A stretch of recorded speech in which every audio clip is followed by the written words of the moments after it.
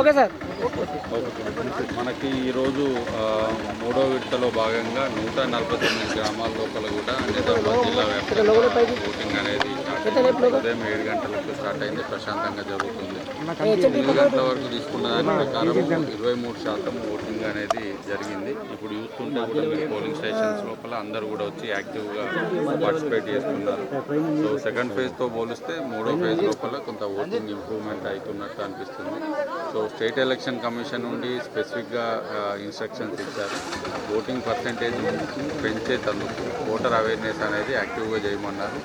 అందరూ ఎలక్షన్ సిబ్బంది అందరూ కూడా యాక్టివ్గా చేయడం వల్ల కొంత ఇంప్రూవ్మెంట్ అనేది కనిపిస్తుంది.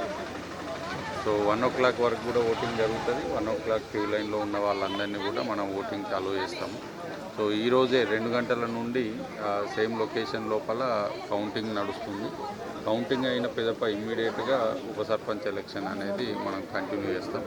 ఏదైనా కారణాల చేత కోరం లేక ఉప సర్పంచ్ జరగకపోతే రేపు దాన్ని కండక్ట్ చేసి రేపటితోని పూర్తి స్థాయి లోపల ఎలక్షన్ని కంప్లీట్ చేస్తాం. సో నేను కూడా ఇప్పుడు బాల్కొండ కానీ ఇక్కడ కానీ చూశాను. వచ్చిన వాళ్ళందరూ కూడా ఊళ్ళో ఉంటారు. నేను పర్సనల్గా వెరిఫై చేసిన కొంతమంది వివిధ పనుల దృష్ట్యా గత వారం రోజుల నుండి ఊళ్ళో ఉండని వాళ్ళు వాళ్ళకు మాత్రము మనము డిస్ట్రిబ్యూట్ చేసేందుకు అవకాశం లేకుండా వాళ్ళందరికీ మనము ఫెసిలిటేషన్ కౌంటర్ లోపల స్లిప్స్ ఇస్తున్నాము. ఇబ్బంది లేదు. ఓటింగ్ స్లిప్ ఉన్నా లేకున్నా కానీ వాళ్ళు 18 కార్డులో ఏదో ఒకటి తీసుకొని వచ్చి ఓట్ వేయొచ్చు. అందరూ కూడా వచ్చి యాక్టివ్గా ఓట్ వేస్తున్నారు.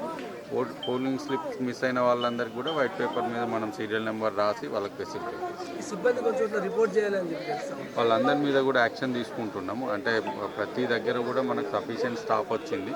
కొంతమంది 3 ఫేజులు పడడంతో 3వ ఫేజ్కి ఈరోజు ఆబ్సెంట్ అవ్వడం జరిగింది. వాళ్ళందరి నుండి కూడా ఎక్స్ప్లెనేషన్ తీసుకొని ఇర్రెగ్యులర్గా ఆబ్సెంట్ అయిన వాళ్ళందరి మీద కూడా చర్య తీసుకుంటాం.